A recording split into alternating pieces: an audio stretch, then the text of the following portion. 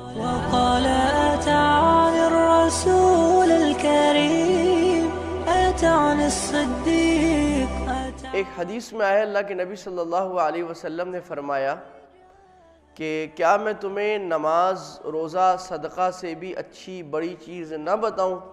تو صحابہ نے کہا بلا یا رسول اللہ، بالکل بتائیے۔ تو آپ نے فرمایا اصلاح ذات البین، آپس میں ایک دوسرے کی صلح کرانا، یہ نماز، روزہ، زکوٰۃ، صدقے سے بھی افضل چیز ہے۔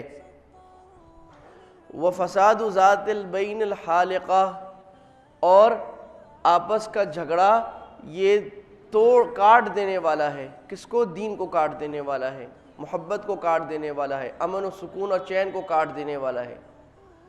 البتہ اس حدیث میں یہ بات یاد رکھیے کہ آپ نے جو اصلاح کو کہا نماز، روزہ، صدقہ سے افضل ہے، اس سے مراد نفلی نماز، روزہ، صدقہ، ورنہ فرض نماز، روزہ، صدقہ بہرحال اس کی ترجیح زیادہ ہے۔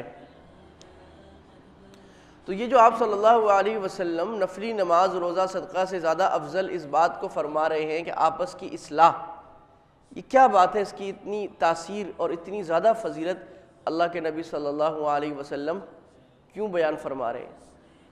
قرآن میں بھی اللہ نے یہ بات ارشاد فرمائی ہے کہ اگر مومنوں کے دو گروہوں کے درمیان جھگڑا ہو جائے تو فَأَصْلِحُوا بَيْنَهُمَا، ان کے درمیان اصلاح کرا دو۔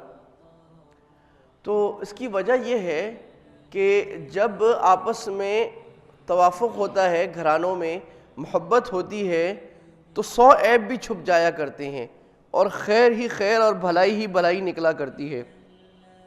اس خیر کا اثر بچوں پر بھی آتا ہے، اس خیر کا اثر معاشرے پر بھی آتا ہے، آپس میں ایک اتفاق والا، محبت والا معاشرہ جنم لیتا ہے۔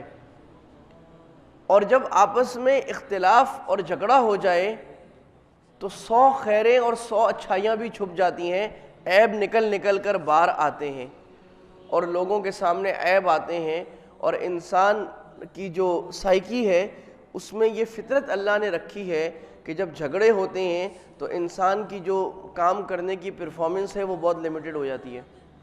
پھر اس کا ذہن، اس کے دماغ، اس کا دل، اس کے اعضاء وہ ہمیشہ ان جھگڑوں کی طرف لگ رہے ہوتے ہیں، وہ پریشانیوں میں، ٹینشنوں میں، مصیبتوں میں، مشکلوں میں، اس طرح زندگی برباد۔ اور جب خاندان کی زندگی برباد تو خاندانوں کی زندگی خراب، اور جب خاندانوں کی زندگی خراب تو معاشرہ خراب۔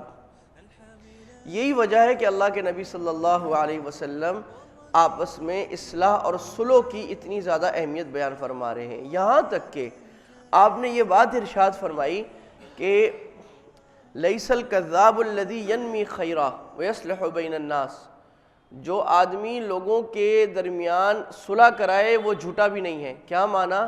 کہ اگر کوئی خلاف واقع بات وہ اس لیے بول دے تاکہ دو مسلمانوں میں، دو انسانوں میں صلح ہو جائے تو وہ جھوٹا نہیں ہے۔